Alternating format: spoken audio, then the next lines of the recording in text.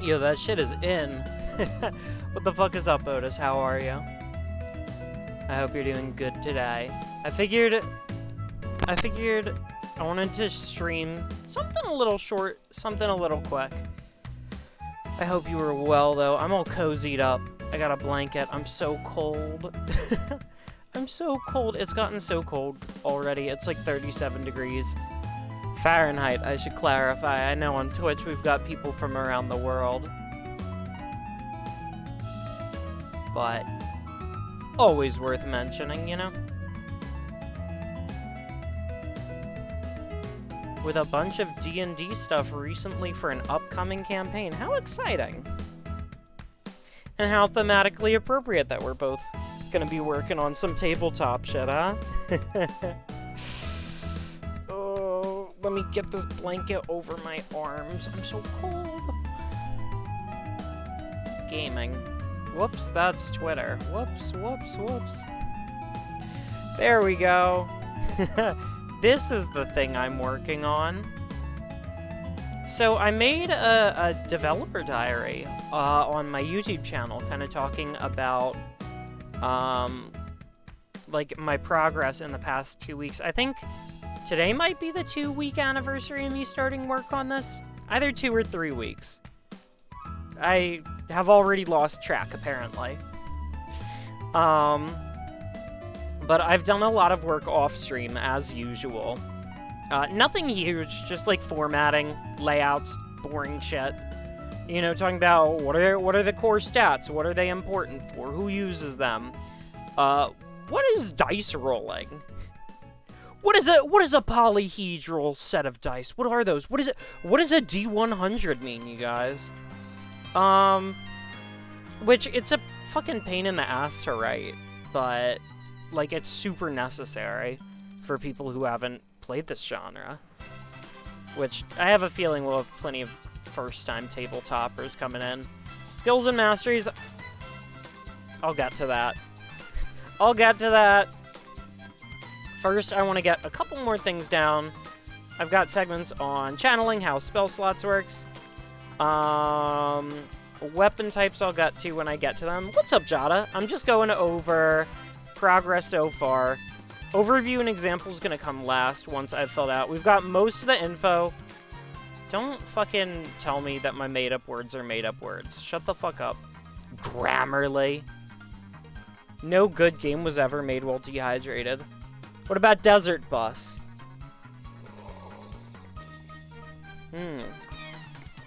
Water, how are you? Let me give you a shout-out. Boop. I saw you made a Twitter account for your tabletop game. We're gonna be like tabletop friends. Our gimmick accounts are gonna be like in-character besties. It's awesome. But yeah, I have been giving all sorts of info about each playable race, talking about the languages they speak, their age and life cycle, their size, their pigmentation, their clothing, their naming conventions, and then several example names, as well as the bonuses you get by playing them. So I've done that for the Nimil, I've done that for the humans, I've done that for the Stobin, I've done most of that for the Zegan. I don't feel like making up a fucking naming scheme for them right now. Usually I just, like, I don't know, pick out syllables that sound good. And then there's the Old Worlders, who honestly, I'm gonna get to them. And then the Shiosha, who are, like, gonna be the main villains, and if they're gonna be playable at all, it'll kind of be way down the line. I don't want to design and test and balance for that. So we have 7 classes here. We've got Academic, we've got Conduit, what's up, Drift? We've got Locksmith, we've got Post Knight, we've got Ringmaster, Star Chaser, and Vanguard.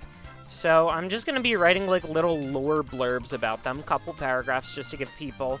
I did rename Doctor to Academic, because Doctor is a stupid name for a class. It is.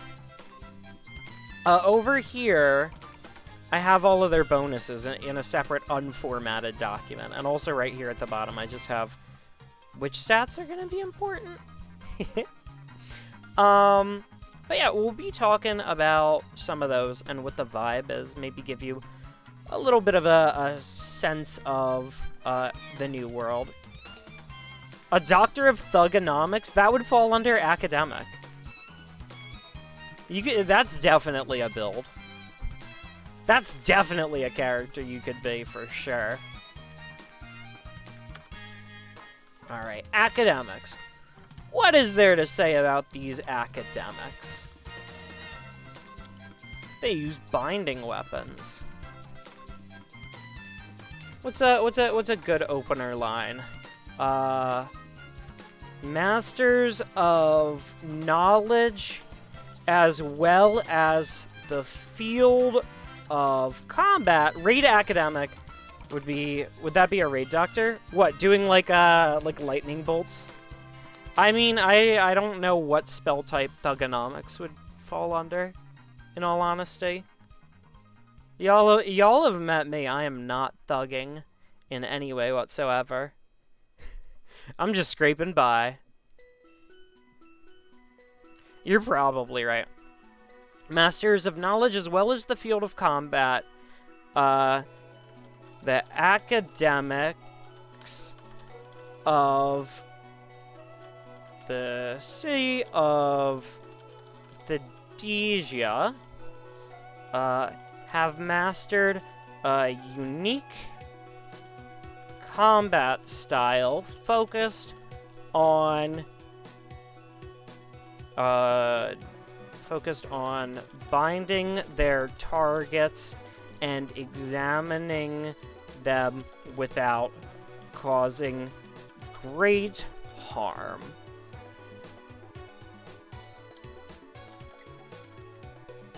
On using enchanted weapons to bind their targets. Bing! To bing their targets? No. Without causing great harm. Used by biologists, historians, and medical doctors. This combat class can be traced back hundreds of years to the establishment of Thedesia itself. There we go, something like that. Bing the bad guys and bada bang the good guys. That's one paragraph. What else can we say about these guys? They're mostly heal supports and they do first aid, and they're gonna get some free knowledge. I'll dick around with exactly what they get. Standard enough. Let's write a little bit more about conduits. I think that might be more easy to talk about. Conduit. Light armor, stave, spears, and reach weapons. They do like ritual weapons, is how I have it here. Yeah, ritual weapons. So, staves, spears, whatnot. And I'll get into the details of that later. Okay. To be at one with nature is to be at one with the universe as a whole. This can be seen in the mastery that conduits display in channeling vitae from their surroundings.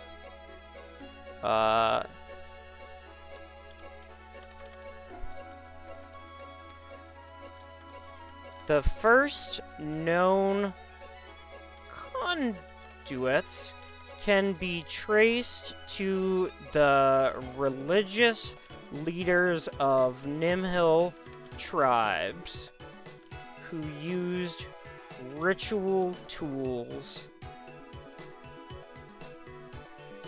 to... See, I gotta make this shit up on the fly. The first known conduits can be traced to the religious leaders of Nimhill tribes. This much I know I want to do, is that the cool cleric class, the like cleric spellcaster one, comes from the big buff beetles, cause that's awesome. Doom, doom, doom, doom. Let's see if I can get any inspiration from here. Regardless of tribe, Nimhill culture is extremely community-centric, with dense and bustling settlements being built above, beneath, and all around one singular town square. These structures... What about the Zegan? Could have them pioneer it.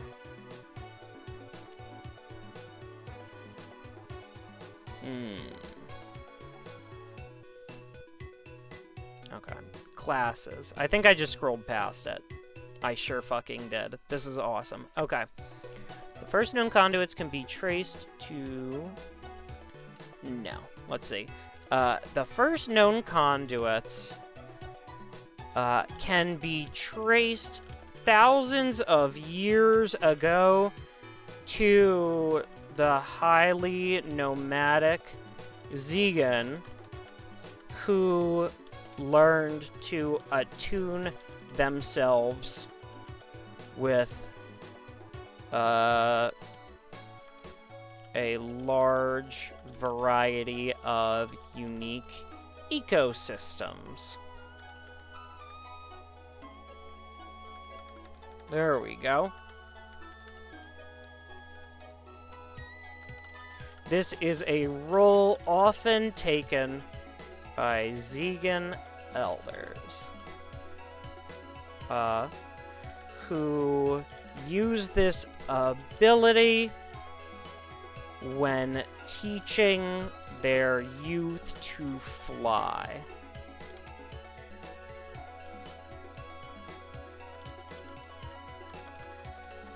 That's basic enough to be at one with nature. We should have the first paragraph kind of be like, oh yeah, this is what a high-level motherfucker is. Standing with staff in hand, the conduit has prepared a ritual to turn the tables on their foes.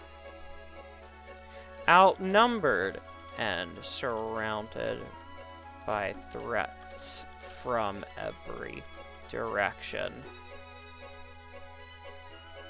the conduit stands with staff in hand. The conduit stands with staff in hand, preparing a ritual to turn the tables on their foes.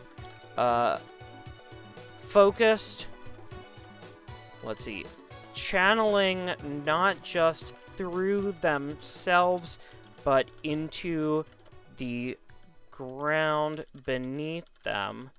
The conduit is a wellspring of strength who can pull forth large quantities of vitae to aid their allies.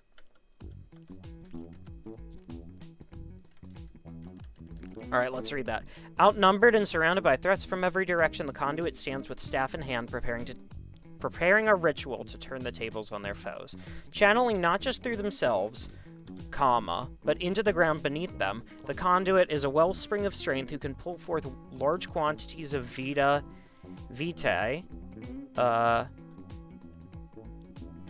in order to aid their allies in times of war and of peace.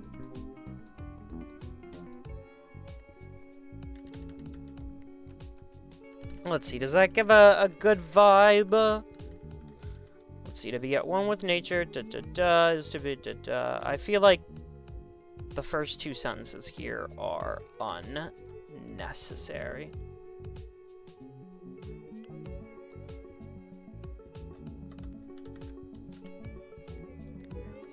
With a skill set focused on generating large sums of spell slots for their party members. The conduit is a support-focused spellcaster that excels in large groups.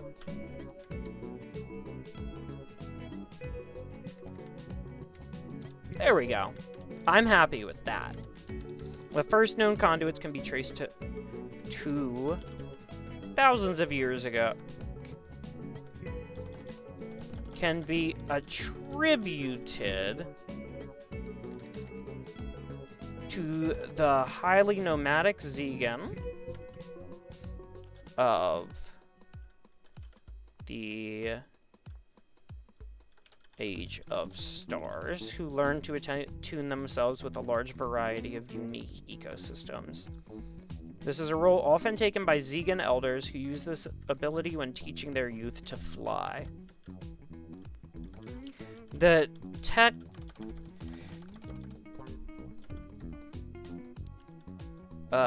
academic discourse has recently arisen arguing that this special channeling technique was pioneered by early Nimhill even sooner, and slowly spread via the Cloud Speak language.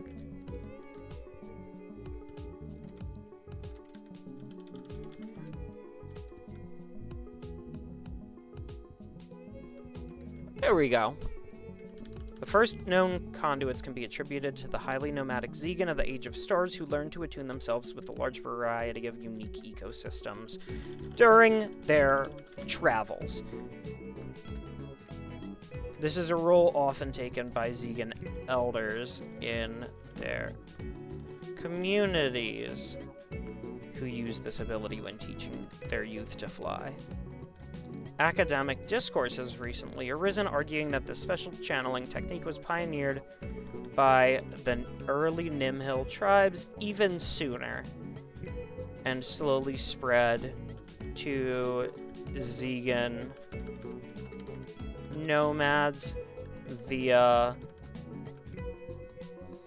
undocumented occurrences of Cloud Speak language being used to communicate via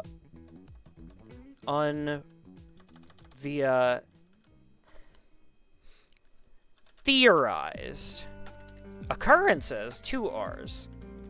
Haha, known word. There we go. Stop saying this isn't a word.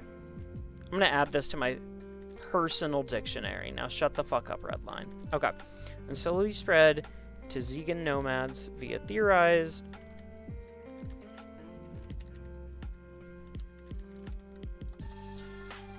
Via occurrences of Cloud Speak language being used to communicate across multiple species.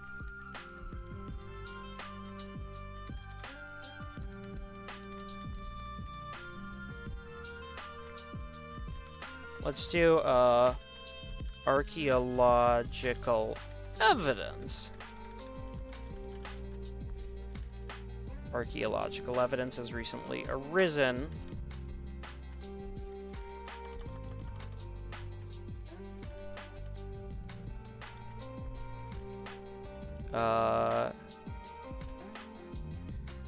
providing recent evidence that this special channeling technique may have been pioneered by the early Nimhill tribes even sooner in history. There we go. Alright, conduit, 2 paragraphs. That's kind of what I want, is like 2 to 3 paragraphs, and then I'll just talk about like stats, armor, combat skills. Classes are genuinely going to be rather lightweight. Then again, if that's a bad idea, I'll just change it. Isn't that crazy? I'll just... If something's bad, I can change it. I love making things. Let's do post-night, because they're fun. In a world as dangerous as this, simply getting from point A to point B can be a dance with death itself. This goes doubly for those who are bold enough to transport valuables along the open roads. The post-night stands firm, guarding these valuables until they safely reach their destination. Equipped with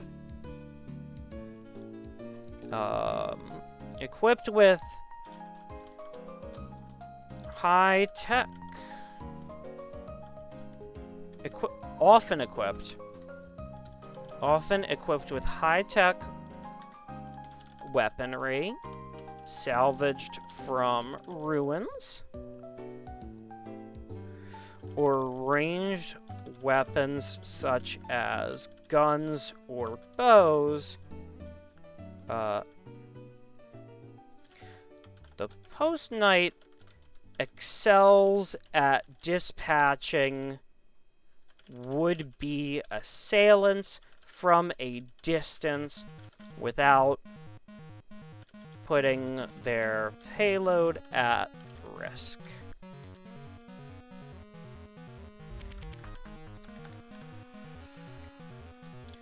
Often being asked to travel great distances across extreme environments, post-nights are paid... how do I want to continue the sentence? Are adventurers at heart, taking on daring quests that would ask them to traverse swamps, deserts, oceans, and mountain tops, all while under the constant threat of attack. It is no surprise that post-nights on the go like to keep a bottle of whiskey at hand to soothe their nerves and steady their aim.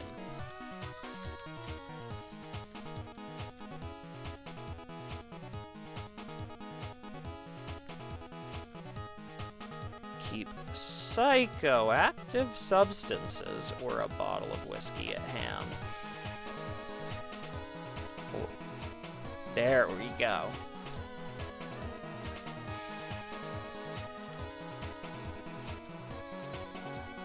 A disproportionately high number of post-nights on the go like to keep. There we go.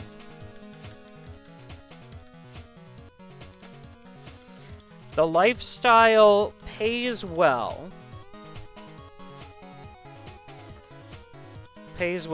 But comes with a multitude of costs, such as the risk of failure, the requirement to purchase and maintain complex ranged weaponry and the constant hotel rooms, inns, and campsites. Comes with a multitude of financial and mental costs, such as the risk of failure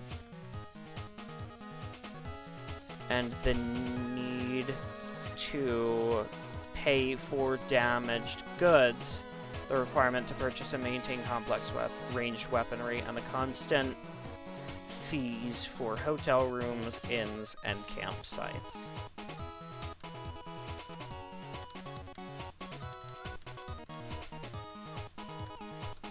This is not a career for the faint of heart nor frail of body, but those who find a lifetime of achievement at it are truly a sight to behold on the battlefield. There we go. These guys are the ranged DPS. And we could also port over all of the necessary info. But I'll do that later so I can like fucking balance and adjust them all together and all at once. That is a thing I'm super duper fine with.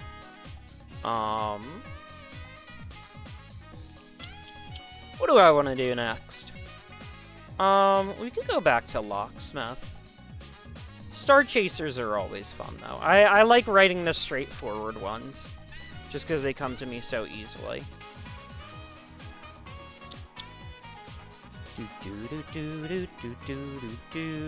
These are the melee DPS. Close and personal weapon sync. Right, okay. These guys are like spell fencers. Alright. When the cannon of the Urchin points straight at a city, the Star Chasers are the first to respond and intervene in preparation for a chaotic attack from the heavens.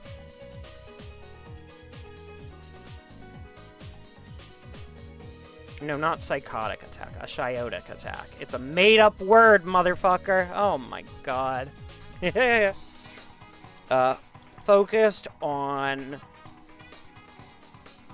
delivering a series of rapid, enchanted strikes. The Star Chaser is at its strongest when up close and personal with an enemy, exploiting their elemental weaknesses.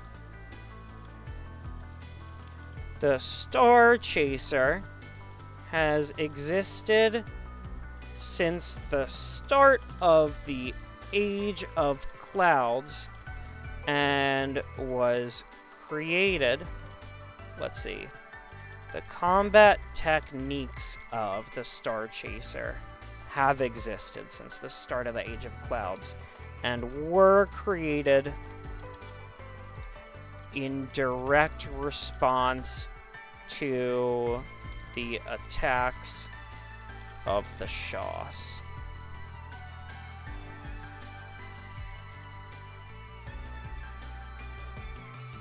The Star Chaser demonstrates a complete mastery over their chosen weapon,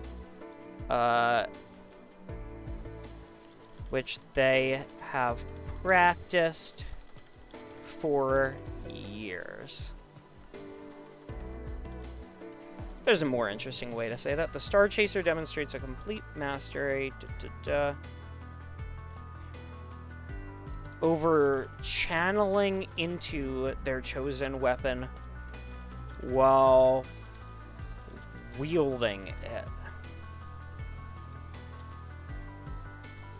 A technique which they have practiced for years. Star Chasers are capable of, are experts at using their weapons to enhance their spells, dealing fatal blows before a battle can even begin. At lightning speed, before a battle can even begin. A coordinated military of Star Chasers and Shaw's Hunters can be found in every major city known as the Skywatchers. These are organizations that pool military, financial, scientific, and magical resources towards anticipating the trajectory of the Urchin's cannon, the movement of the plate, and how to respond to an upcoming attack in the days before it is ever launched. That's a good description. And then I'll go into, like, the mechanical shit later, once I've got the blurbs for all of these. Standing at the ready, the Vanguard holds fast to their enchanted shield, blocking and deflecting spells away from their allies. Often hired as bodyguards or security personnel, the Vanguard is near unparalleled in their defensive skills. And I could just end the sentence there. Standing at the ready, the Vanguard holds fast to their enchanted shield, blocking and deflecting spells away from their allies. Often hired as bodyguards or security personnel, the Vanguard is near unparalleled in their defensive skill. Often hired as bodyguards, security personnel, or mercenaries, the Vanguard is... There we go. Oh, shit. Automated hourly reminder. To stand and stretch. So I'm gonna do that, because I like not having back pain. So make sure to get up and move if you've been sitting in your chair as well. Because boy oh boy, I sure fucking have been. I sure have. Boom, boom, boom, boom,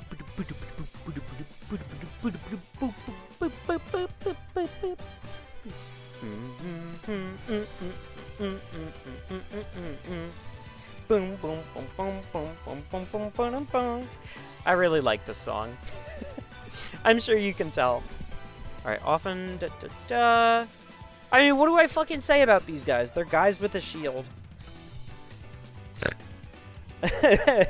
I don't know. I don't know. I don't know. I don't know what to do.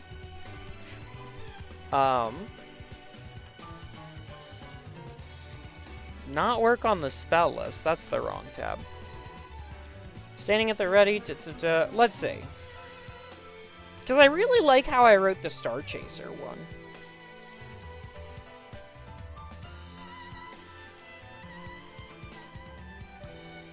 The Vanguard is near unparalleled in their defensive skills and makes a valuable ally in any situation. Because that's true. They do. Trained in creating a natural shell of... No. Trained in channeling into their shields and armor, often using enchanted equipment, the Vanguard excels at taking blasts head-on without flinching. They are capable of channeling without lowering their guard fully, making them a powerful force on the front line, even against the greatest. Even against channelers of great renown. The combat styles of the Vanguard can be traced to the beginning of the Age of Clouds. Let's go to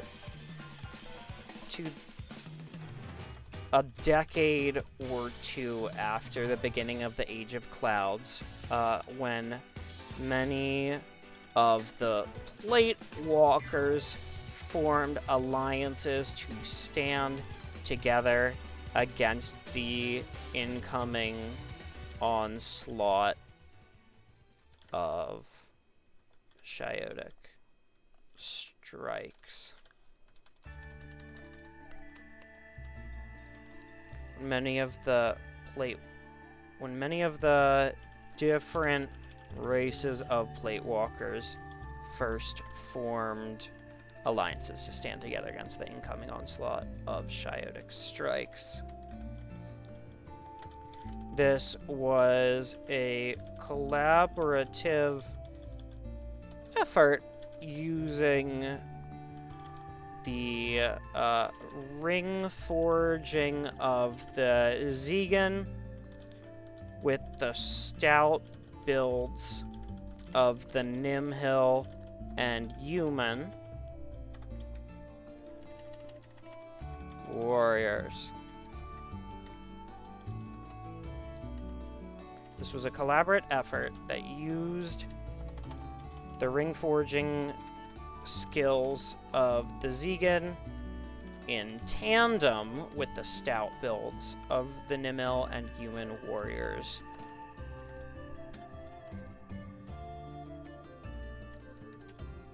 Let's do several decades after. To several decades after the beginning of the Age of Clouds, when many of the different races of Plate Walkers first formed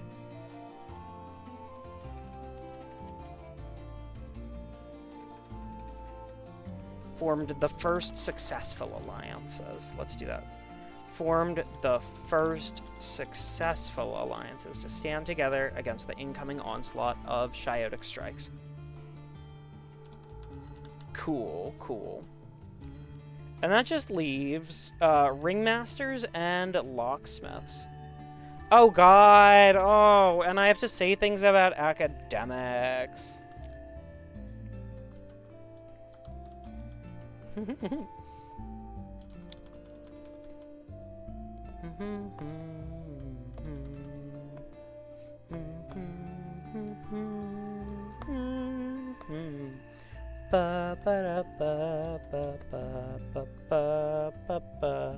Yo, big stretchin'? Okay, a big stretch. And how are you, Tag? Oh, it's good to see you. Let me get a little shout out for you. Shout out, Tag the Auditor, my good friend. Dude, I am writing lore. Isn't that so fun? Wow, wow, wow. Oh shit, we're up to 36 pages. Feels like just yesterday that we hit 30. Ain't that some shit? Yeah, I think that was like yesterday or 2 days ago we hit 30. God fucking damn. We're flying through this development. You need to work on your story. Honestly, I'm a little grateful that I decided not to write a book and instead make a game. This was such a fucking good decision to do this. I can probably port over the combat info. Locksmith. Let's talk about these first. Ringmaster. Vanguard. What do I want to talk about first? Hello, Vex. How the fuck are you? Welcome the fuck on in. I'm just like doing a... Oh, and a posture check. Oh my god. Hello, Jackson. Everyone's fucking pulling up at once. I'm just doing some super chill game dev shit. I've been working on this tabletop game. For those of you who might be just joining us, called Urchin's Fall. We're up to 36 pages now. Is it playable yet? No. But I plan to be live streaming the development process as well as the playtesting, the balancing, and I have dev diaries talking about my creative process up on my YouTube. Which I think I can link. Boop! For those of you who aren't following it, you're missing out. It's on the highlights and clips one. Ooh! Yeah, I posted the first dev diary literally yesterday. It was just kind of an unscripted ramble, so it's not much more coherent than one of these streams, I suppose, huh? Crazy, I know. But we've got through a lot of the necessary shit. And I just wanted to work on, like, the fun, creative shit, like lore, just to take a break from it. Take a break from it, because, I mean, all of these are part of what I am determining as the minimum viable product for the first public version. All right, so, okay, so, like, let's make a checklist right now.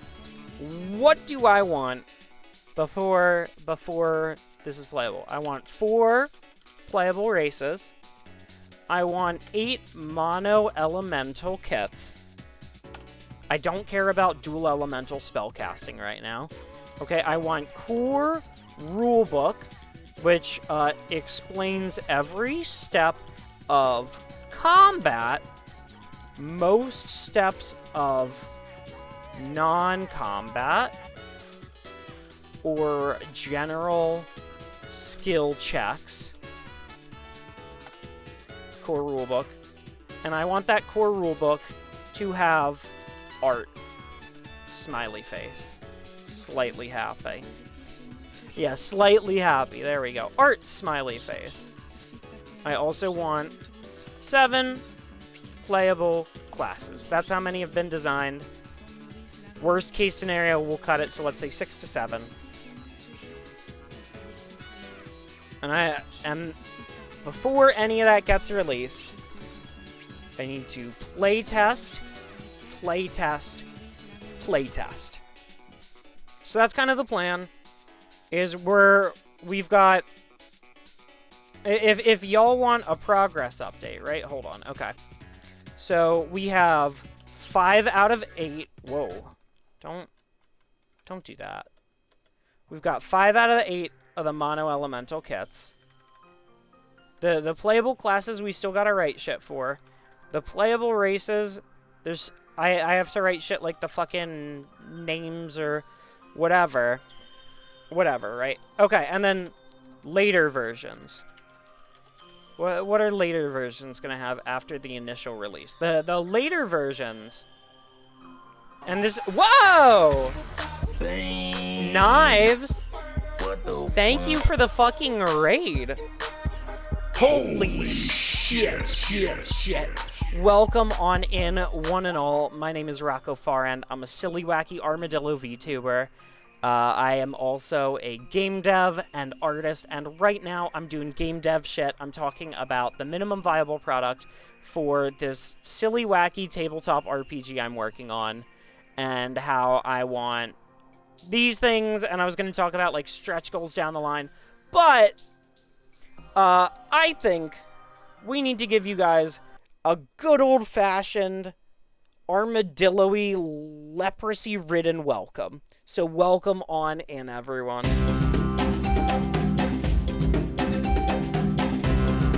Knives, I hope you had a fantastic stream. Thank you for sharing your community with me.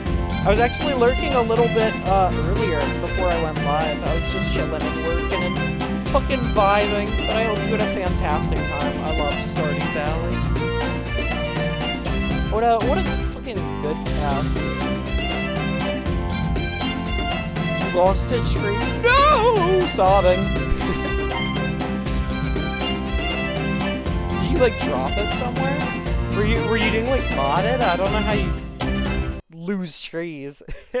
In Stardew Valley, I got my music going. I just got chill jams. But right now, I'm kind of writing about the different classes and the lore behind them in this setting. So, like, the Post Knights are like an Amazon guy with a machine gun, you know? Pretty dope. It was playing hide-and-seek behind a silo, and it kept telling me it wouldn't grow because there was another tree trying to grow beside it. That's fucked up. Yeah, that's definitely how you could lose a tree, is just have a little fucking sapling. You know, hidden behind there. Never growing beyond, a fucking sapling, I guess, huh? Shit, I don't fucking know. Alright. So I'm gonna reread my own lore, just so I can make sure I don't say some stupid shit and contradict myself. Rings and locks. While channeling can only be performed by living beings, inanimate objects can be constructed in a way to interact with vitae, the vitae equivalent of a simple machine. When channeling into an object, a skilled craftsman can use their own vitae to draw ley lines, which will change the direction that vitae flows through and around objects. This can be done in two simple techniques, which are known as rings and locks. A fairy ring, often referred to as a ring by short, is a ley line which takes the shape of a closed, often circular hoop with parallel prongs rising forward from its base. This directs the flow of vitae forward through the direction the prongs point. This tool is generally used to redirect the force of a spell's impact in a specific direction, and examples for the uses of rings include drawn along a sword's hilt to direct energy towards the blade, in a bracelet on the channeler's arm to extend the range of their projectiles, placed inverted on a shield to direct spells away from the middle and off to the sides, inside the barrel of a gun to allow a channeler to fire vitae through it, and the last one, which does not apply to any of the combat classes mentioned above, is just, like, purifying aqueducts or to direct water. There's all sorts of household uses for it. But yeah, so the ringmasters, here we go. Expert crafts, let's do artisans, so it's gender neutral. Extra artisans turned channelers. Expert artisans who channel through their tools. The ringmaster excels at creating magic rings.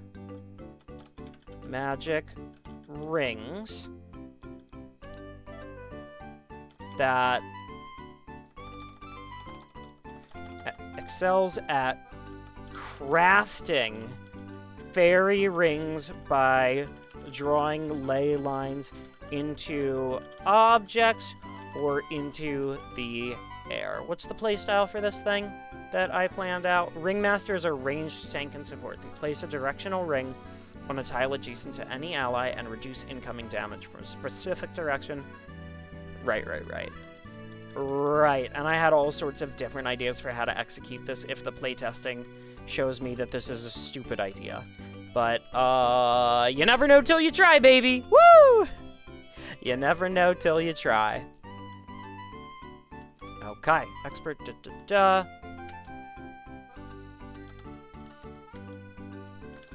Despite their backgrounds being in a workshop, whoa! Don't do that. The ringmaster has found a place on the battlefield. On the back lines of a battlefield. Creating... crafting. I should bold fairy rings so people know that these are key terms that come up in a later segment where we actually talk about the lore. But when I hand this doc to people, when I hand this doc over to fucking Jimmy over there, I don't know. Jimmy's over there. You know, Jimmy's like, oh, I don't want to read the lore, I want to make a character. Bro, I get it, me too. So, that's why character making's first, baby. Alright, despite their backgrounds being in a workshop, creating and tossing their rings in order to redirect the flow of spells in their favor. A combat class focused on support, the ringmaster is strong at using tools to using direction-based tools placed on the combat area in order to extend their spells' ranges, as well as to limit the options an enemy has at a distance. There we fucking go. Okay.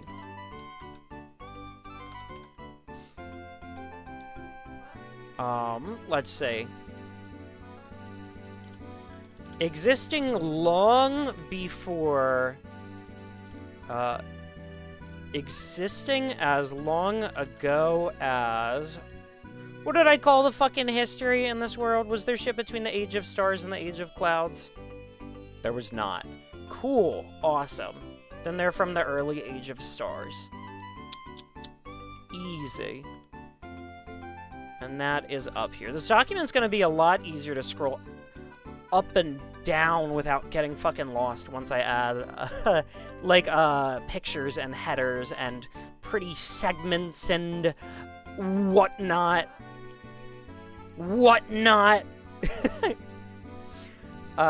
But we'll get there when we get there. My priority is on just making this shit playable. And once I can put this in people's hands and get feedback from them, I'm going to focus on the art. I actually had someone message me asking if they could, do some art for this. Yes. Of course. That would be fucking sick, crazy, nasty, awesome.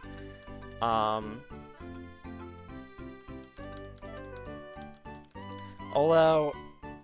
with my plans to release this as a pay-what-you-want thing, anyone who I'm gonna bring on board for this, I'm gonna have to have, long talks about, how and what we're doing, and for how long, and how far the usage rights go, or, whether they got a cut, or what the deal is. Some fucking shit I don't have the mind for, nor the interest in... I just want to make shit. I leave business to the business people. I didn't fucking go to school to study video games. to be stuck in business talks. Fuck that shit. Existing as long ago as the early Age of Stars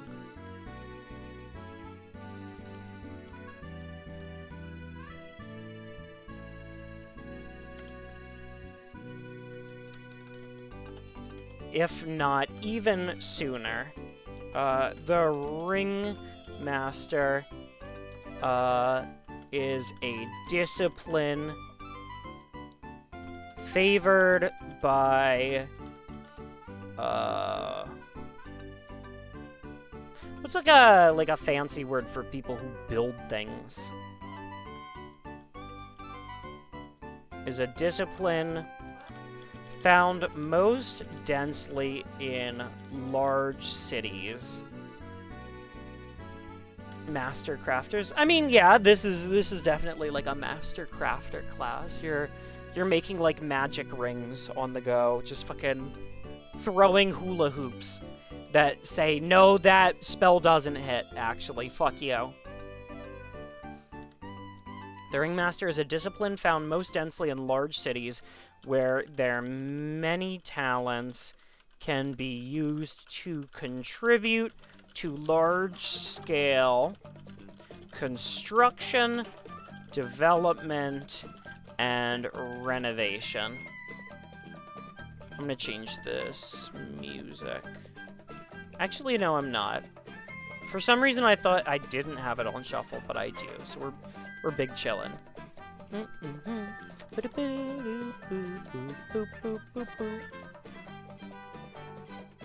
The Ringmaster is a discipline found most densely in large cities where many talents can be That being said, the mastery of drawing ley lines is common in any location with a high population of channelers, such as in the nomadic tribes of the Zegan, or the large subterranean dwellings of the Nim Hill. What else is to be said about these? The combat techniques can come from here, and you can find them here. That's definitely a thing I want to say for each of these. I would say we have that for post-night. Let's see, the first one's here. Here we go. Today,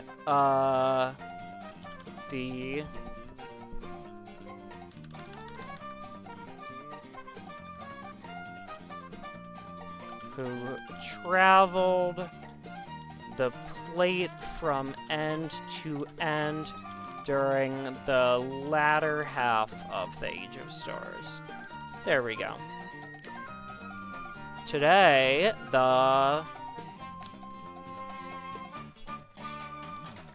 what we know as a conduit can be found in... Oh my gosh, hold on. My dog is scratching to get in. Hold up.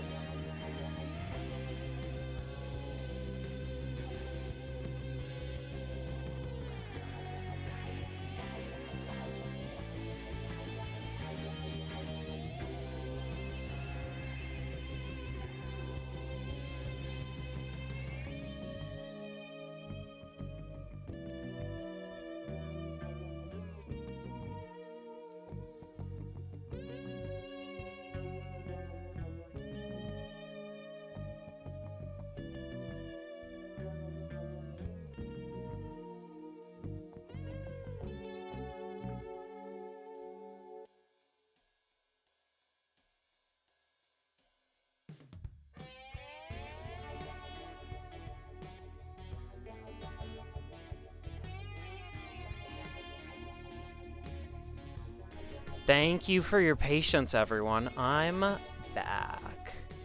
Doggy just needed to go outside to pee, and she wanted her dinner scoop, so I had that made for her. Let's see. Today, what we know as a conduit can be found in throughout the plate, but most densely in Ringhome and the jungles surrounding it. And I'll probably change the name of Ringhome later, because it's a stupid name for a city.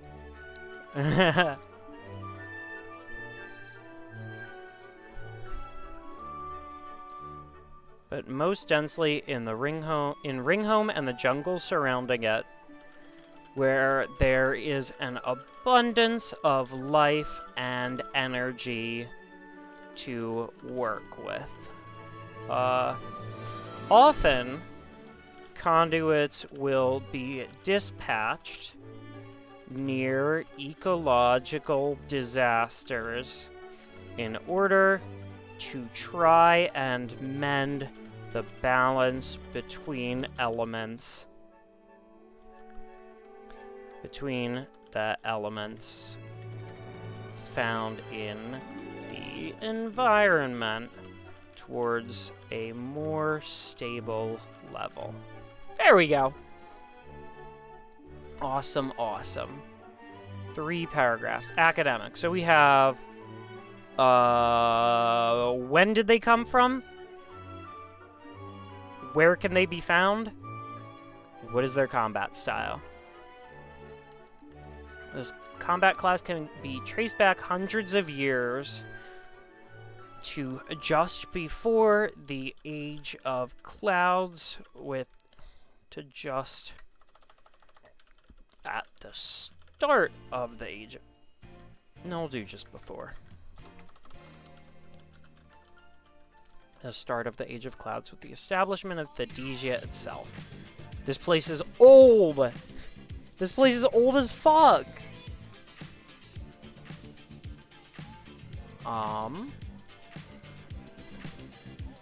Okay, masters of knowledge as well as the field of combat. The academics of the city of... Where's my cursor? Oh, here it is. The academics... the academics trained in the schools of Thedesia have mastered a unique combat style focused on using enchanted weapons to bind their targets and examine them without causing great harm. Used by biologists, historians, and medical doctors, this combat class can be traced hundreds of years to just before the Age of Clouds with the establishment of Thedesia itself.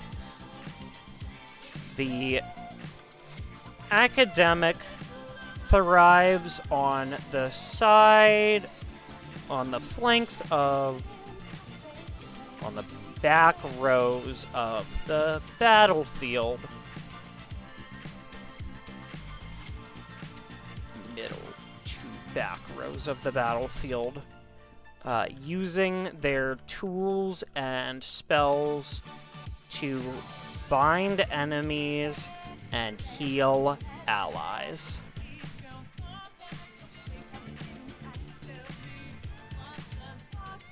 Awesome.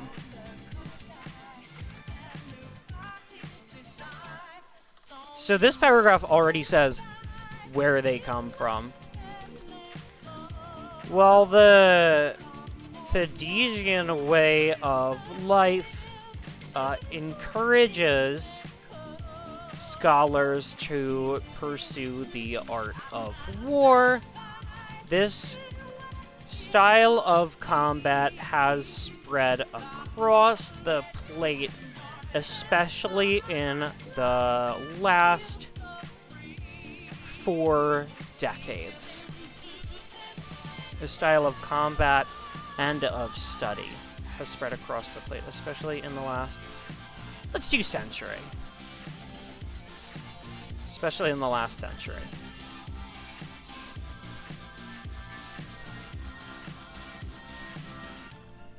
The combat-focused academic can be found in almost every major city, helping their local governments to keep and to maintain the population of ravagers, I should specify, of wild ravagers, to predict the aim of the Urchin moon, and to administer expert medical techniques. Maintain the population of this pants grab! Oh no! Your sperm count has suddenly dropped to 0. I failed to maintain the population. What? Oh my goodness, whatever will I do? Administer expert medical techniques to this. Pants grab. Slurp grab. That's a good emote name. Maybe I ought to get one of those pants grab emotes, but it's just, like my armadillo tail, and it fell off. Because of leprosy, or some shit like that. That would be crazy.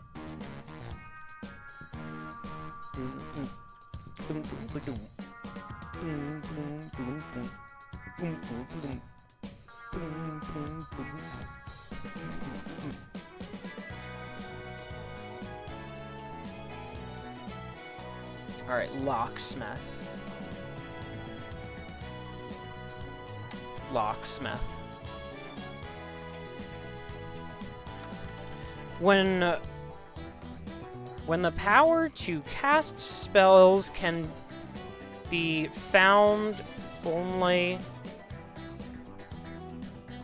When the power to cast spells requires a soul, having somewhere to store a spell is invaluable.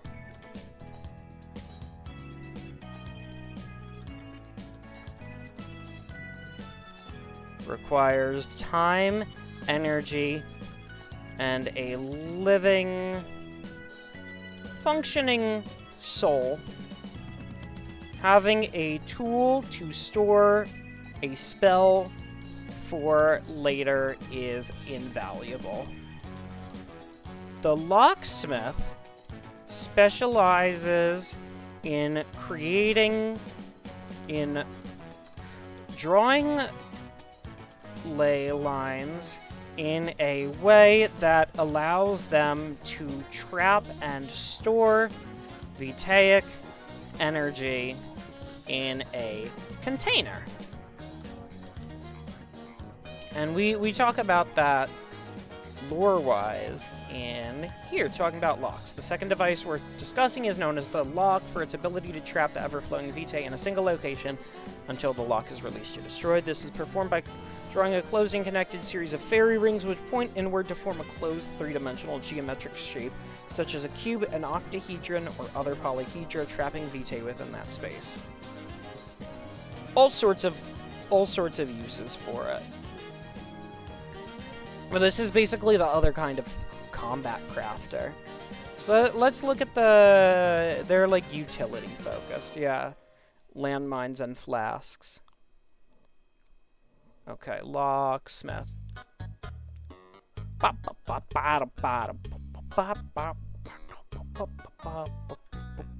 Locksmith specializes in drawing ley lines in a way that allows them to trap and store Vitaic energy in a container. And now I gotta write the rest of this paragraph.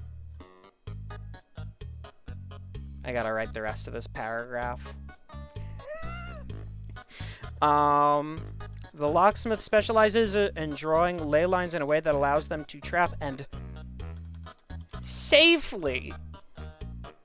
I'm gonna underline that one. And safely. Let's put that in air quotes. And safely. Boop. Safely store Vitaic energy in a container such as a flask, such as a throwable flask, a pressure-activated mine, or a battery to power a device. To craft magic locks that trap and safely store Vitaic energy in a container, such as... There we go.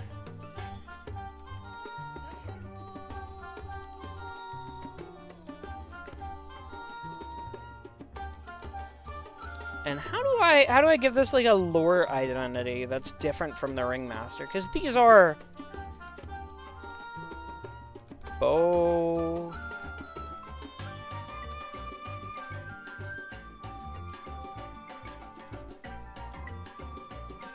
let's do early Age of Stars for this one also, because this is pretty fundamental technology here.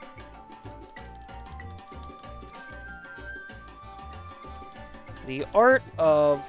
Actually, oh my god. The art of locksmithing... We can actually fucking attribute that to the Age of Fae. The art of locksmithing can be attributed to the beginning of the Age of Fae. Where... ancient humans scrambled to advance their magic and technology in preparation for mass extinction. Their rapid advancement during this period led to the first instances of locksmithing. And their sudden downfall led to just as great of a loss. Led to the first instances of truly masterful locksmithing that could trap souls within a body, and their sudden downfall could trap souls within a container.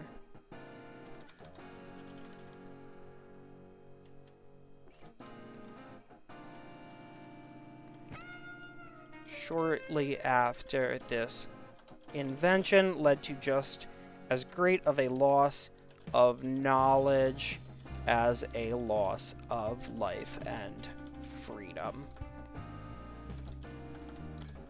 Well, the role of locksmith requires a great amount of discipline and understanding of basic safety. This combat style has become the go-to for aspiring arsonists, bombers, and what else can we do? Arsonists, and for aspiring arsonists, we can just leave it at that, basically. Arsonists and vandals. Allowing them to distribute stored magic without tying themselves to any particular... Allowing them to distribute stored magic. This role also... Let's see. Well, the role of locksmithing requires a great amount of discipline and respect for basic safety. Respect for basic safety. This combat style has become the go-to for aspiring arsonists and vandals, allowing them to distribute stored magic to non-channelers. The skills of a locksmith can be used to store healing spells, and they often moonlight to store healing spells or spells useful in daily life. And they often moonlight as merchants, traders, handymen, or even emergency medics. Where can they be found?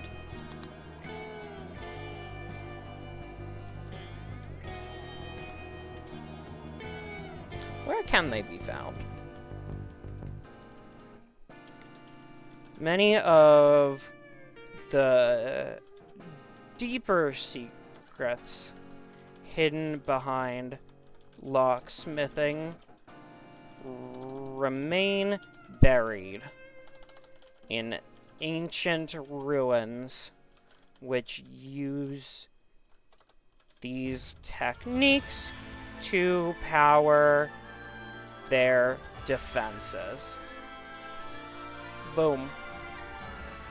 So do we have that for all 3 classes now?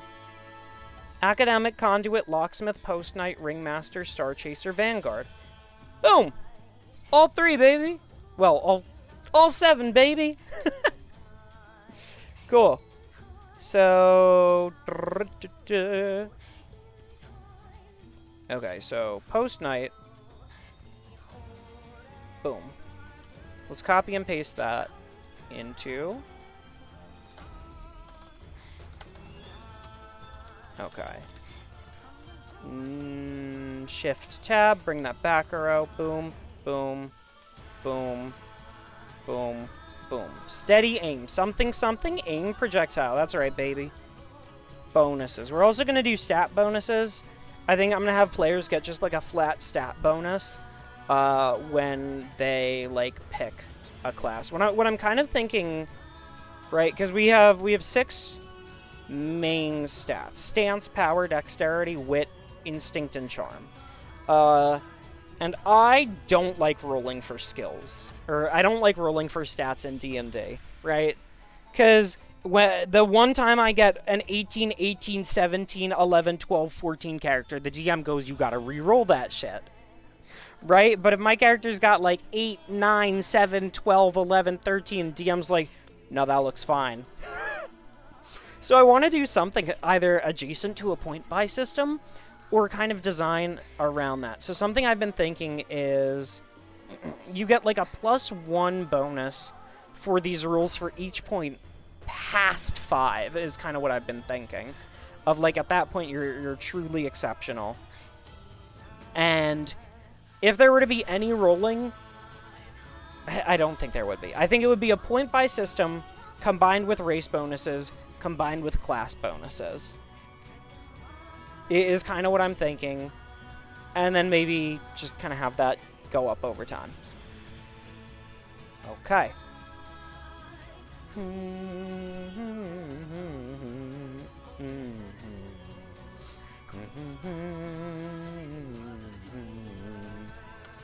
Okay, boom. Center that bad boy. And we have Postmaster class bonuses. Oh, and we have to change the font to Nunito. Boom. Okay, bonuses. Let's just do like +3 dex. Dexterity. Boom. Proficiency, light armor, guns, bows, projectile weapons.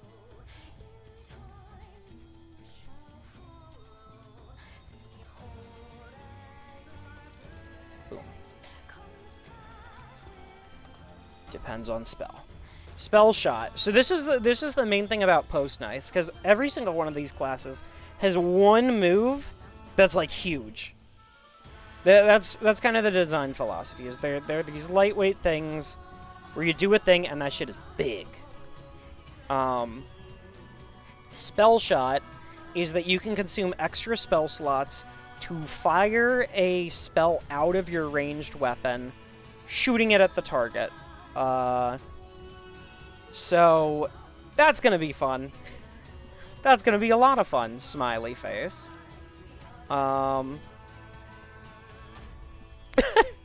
That's so fair. I mean, more or less. Fire spell out of this pants grab. Holy shit, Coffee. That's so original. That I have not heard that joke for at least 2 messages. How are you, bud? I hope you're doing well. I mean, that's kind of the thing, is a lot of this I expect to go over people's heads just because I'm literally writing the rules for a game. And I'm stream of consciousness-ing them. Like, I don't expect people to know what the fuck stance is in this game, nor power dexterity, or whatever the fuck this shit is. As a Twitch viewer, right? When the game's ready, I'll release it, and then people can read through the list of spells and read through the rules, and everything will make sense, and if it doesn't, then I did something wrong. And if it doesn't then, and I did something wrong, I hope you will all give me that feedback so I can improve my game. Because that's how it be. I'm not much of like a TTRPG guy myself, honestly. Like I have such bad ADHD that when I'm like sitting there waiting for my turn, I like go a little ballistic. I go a little apeshit. So I wanted to design this game to, like, focus on team play and rewarding that, and actually paying attention to your allies and communicating with that, which once I write, like, the fucking rest of, like, weapon types and traits and shit, should go over all that. Oh yeah, channeling. Oh yeah, I didn't, like, talk about... I should make channeling its own segment, honestly. That is very much a thing I should do. See, like, these are words only I know. And the poor friends who, you know, are subject to me constantly just asking them questions about if what I'm doing sounds reasonable or not. Ooh. Fucking love this guitar. Vex, congrats on being first to the stream. That was truly incredible. I gotta like fucking change that shit to be like daily quest or some shit like that. Say hello or something. Everyone, because there's 2 outcomes. Either someone gets it within the first 40 seconds of stream, or I have to wait like 1, 2. Like, oh god, I think once we waited like 3 hours and then it got claimed. No one bothered to claim the first. And I was like, wow. There's a real speed demon there, y'all. Alright, what about these classes? What you know about writing a bunch of classes when you streaming on Twitch and farting out your asses? I don't know what that was. Don't ask. Don't ask. Don't ask. I don't know. I have no answer for you. Postmaster class bonuses. Locksmith class bonuses. Boop, boop, boop. Bam, bam. Bam. Alright, what stats did I say are important for Locksmith? Dexterity? Yeah, that fucking makes sense, actually. Let's do, like, a mix of, like, dexterity and... Hold on. Okay, so this is for what? Locksmith? Yeah. Okay. Boom. Proficiencies. Bam. Boom. Boom, boom, boom, boom, boom, boom. And then bonuses. And we'll do like +1 dexterity, +2 instinct. I'm fine with that. I'm satisfied. Boom, boom, boom, boom, ba-na-na-na, dun, dun, dun.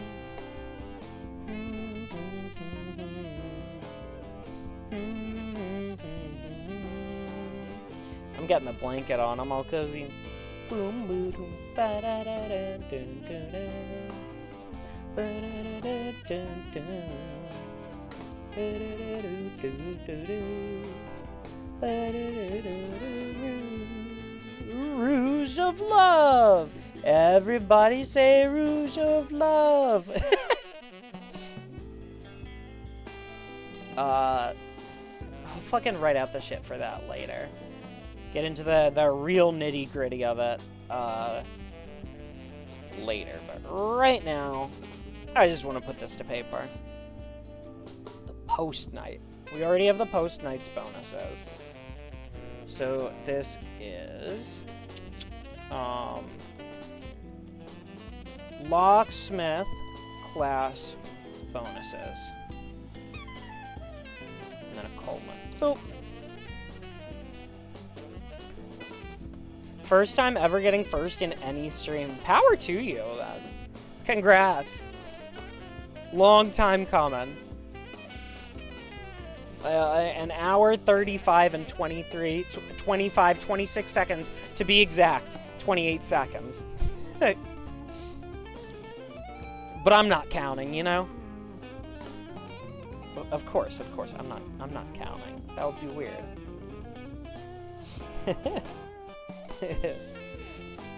Oh, word. Okay, hold up. Hourly stretch reminder. I'll just do it quick.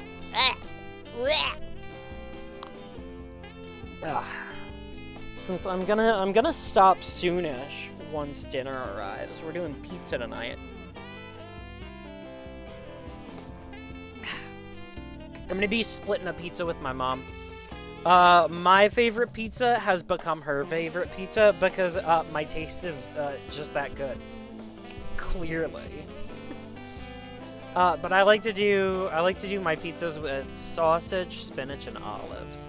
So I'm looking forward to getting all of those goodies into my belly. Okay, conduit. Boop, boop, boop. Class list. Oh, is this the song I think it is? Oh, I'm cranking this one. I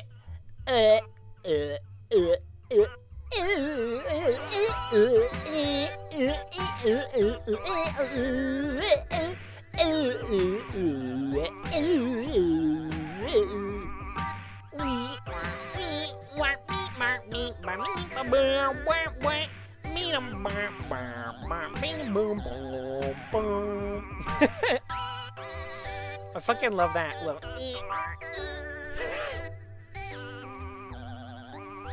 I gotta send this song to Sneb. We just go whenever we're talking. We just start fucking making sounds. It's awesome.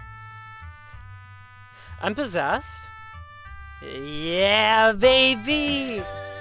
Listen, I couldn't get a man inside of me, so I settled for a ghost.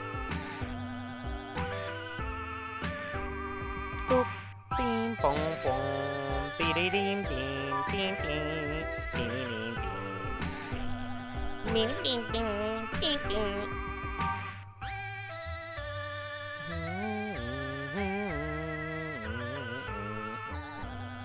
Roll 3d6 because I didn't see that coming. You should be more used to me saying some head-ass shit by now.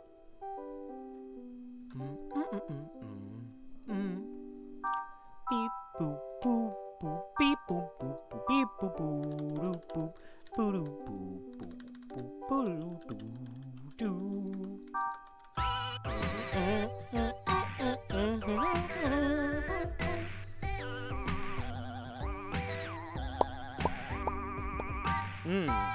Chapstick.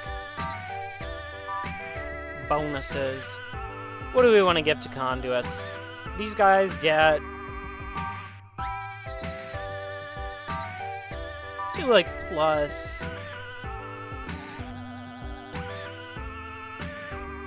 Let's do plus 2 instinct, plus 1 wit. Boom. I think +3 dexterity is a little insane. Nope, that's Twitter. Closed Twitter. Get the fuck out of here! Get out of here! Unless you guys don't follow me on Twitter, in which case, get over here! Get over here! You should follow it.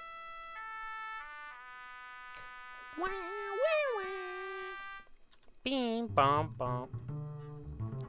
Oh, boom. And right into another song that starts off with a dope-ass guitar. Or bass. I don't know. I don't have the ear for these things. Okay.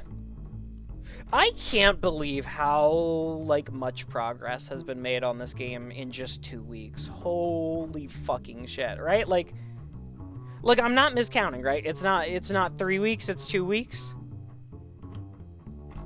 I don't know. I don't know. I'll figure it out.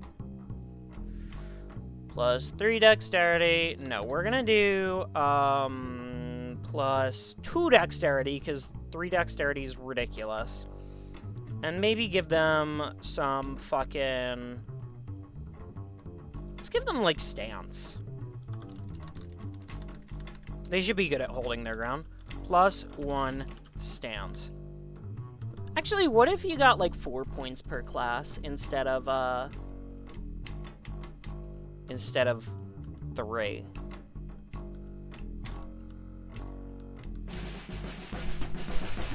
Fucking love when that drum comes in. Oh, yeah, dude. I wish I could play the drums. Or, like, any instrument. I don't know.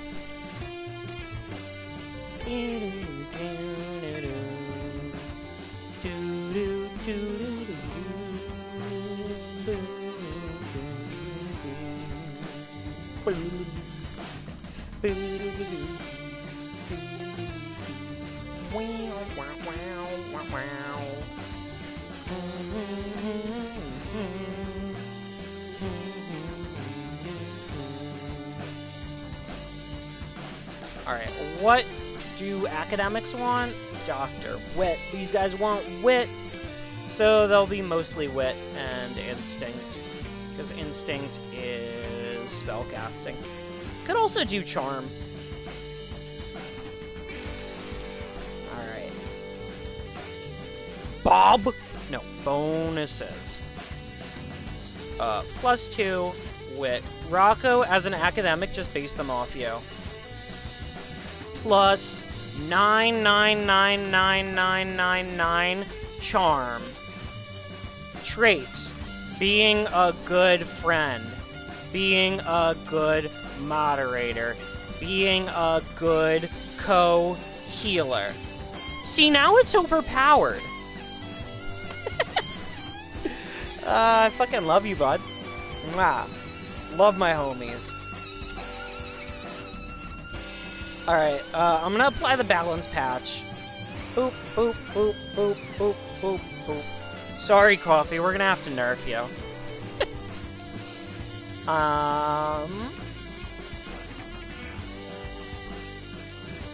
Let's just give them +3 wit. Fuck it. No charm.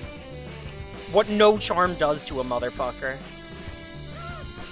That's awesome. No charm.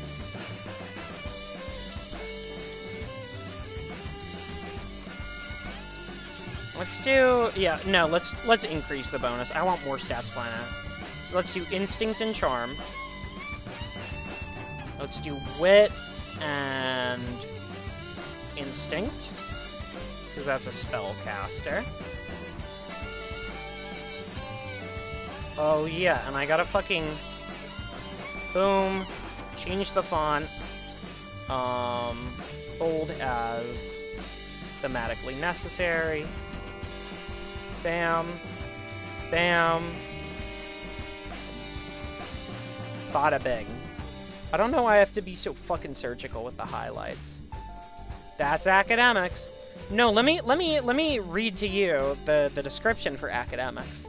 And you can tell me what you think, bud. Masters of knowledge, as well as the field of combat, the academics trained in the schools of Thedesia have mastered a unique combat style focused on using enchanted weapons to bind their targets and examine them without causing great harm. Used by biologists, historians, and medical doctors, this combat class can be traced back hundreds of years to just before the start of the Age of Clouds, with the establishment of Thedesia itself. The academic thrives on the middle to back rows of the battlefield, using their tools and spells to bind enemies and heal allies. While the Thedesian way of life encourages scholars to pursue the art of war, the style of combat and of study is spread across the plate, especially in the last century. The combat-focused academic can be found in almost every major city, helping their local governments to maintain the population of wild ravagers, to predict the aim of the Urchin moon, and to administer expert medical techniques. Grey mages? Everyone's a fucking spellcaster. Everyone's a spellcaster. Everyone's a fucking spellcaster. That is kind of... I will go over the magic system for people who haven't had a chance to hear about it, which should be scrolled up here. So on your character sheet, there's going to be this little thing, which is basically the 8 elements in 2 rows where they're opposing. You got fire, water, air, earth, light, dark, raid, and rot. And then the pips on the outside, as all of this text explains in hair-splitting detail, are your spell slots. You shade it in to say, hey, I have a spell slot full, and you erase it because it's empty. The number on the inside is the maximum amount that your character can carry, and this will increase as you level up, but starting off, it's just going to be 3 in 1 element. That's it, just 3 in 1 element. And each of the different elements, I'm kind of taking inspiration from card games like Magic the Gathering or Digimon, where each element has a unique playstyle. So in the case of air, it's mostly single target damage, mobility tools, and like a little bit of support. So here we have mobility tool, fucking one I'm about to remove and replace with something else. Like fucking debuff, mobility tool, fucking attack, support, mobility tool, and attack. And their one AoE attack costs 3 spell slots and takes an entire turn. So like, mono elemental builds are going to be like, hey, early on, you're going to conform to this a little bit, but as you're able to mix and match, especially with what goes well with the unique actions that your class has. So, like, let's take Post Knight, for example. They can fire melee spells out of a fucking gun. So, Air has a bunch of, like, melee spells, as you can see by shit that's range 1, range 1, range 1. You know? In the case of Dark, it's enemy position manipulation and debuffing. In the case of Fire, it's kind of just raw damage and crowd control and AoE with a little itty-bitty bit of support. I don't know if I'm satisfied with the identity that Fire has right now, if I want it to be a little different. Light is kind of like pure healer, all sorts of mixed shit. And then Rot is all sorts of like status manipulation, you know, stacking poison, or doing higher levels of it, or inflicting yourself with it in exchange for restoring spell slots. Or, you know, shit like that. I can probably make this one a free action, considering... Actually, no. That would be busted. That would be so busted. The actual fucking complicated part is gonna be, like, fucking balancing these and shit. Because I guarantee there's gonna be several fucking overpowered-ass combinations. But, like, that's fun, right? Your character being, like, a fucking, like, Rot Stoben Vanguard who uses full sprint to charge into battle and gores enemies on their fucking poisoned horns while they, like, use Mithridatic Veins to regen health is, like, that's sick. That's sick. Do you know what those words mean? No, I threw word soup at you, citing a bunch of different classes and races and spell types that are unique to this game that are in a document that you have not had the chance to pour through yet. Keyword, yet. You know, this'll be out when it's out.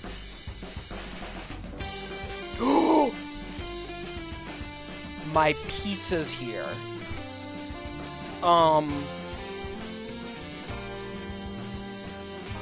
This is important. Yeah, hold up. My pizza's here. We're ending. We're ending. It was gonna be a quick stream anyways. But while I look for someone to raid, I would like to thank you all for joining me tonight. We will probably be working on this some more this weekend. Tomorrow, I plan on continuing the story of Final Fantasy XIV. I've hit Shadowbringers, and wow, it's fucked up and dark and depressing and deeply upsetting. So tune in tomorrow for some cool gamer trauma. And I'll just kind of fucking free wing it this weekend. Figure out what the fuck we're doing, to whom and to when. Alright, Twitch, who is streaming? Don't put it in fucking recommended order. Bah humbug. Bah humbug.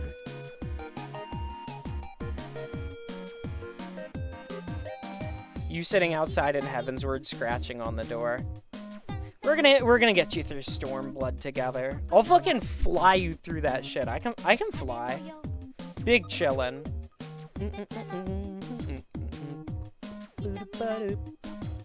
Oh god. Who? You know what? I haven't raid Amundal in like forever. Yeah, I'm gonna send Amundal a raid. That's what I think we'll do. So, I'm gonna plug the Discord for those of you who aren't in it. I will be doing some game dev work and some gaming, later there tonight once I have my pizza. And if you want to check out my other socials, there's the linky. We got TikTok, YouTube, other YouTube, Twitter, Twitch. Y'all know the drill. But before we go, I would like to thank each and every one of you for tuning in. The fact that out of the millions of motherfuckers on the internet right now, that you chose to spend your time with me means the world, always does, and always fucking will. I really cannot thank y'all enough for just chilling and hanging out. Especially because I get so much fucking good work done. Like, lore? That's grunt work, baby.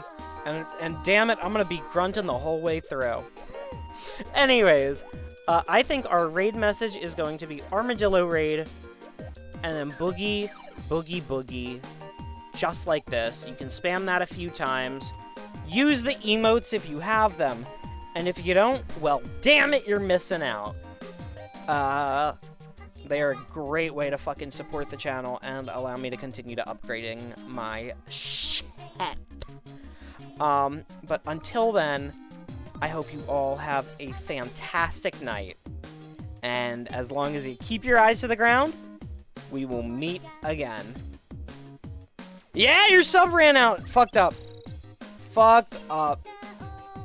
Well, fucking figure that shit out later, baby. We're out of here. Keep your eyes to the ground, and we will meet again.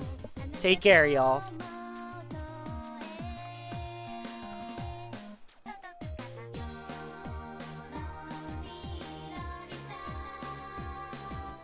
Ba da da da da da ba ba ba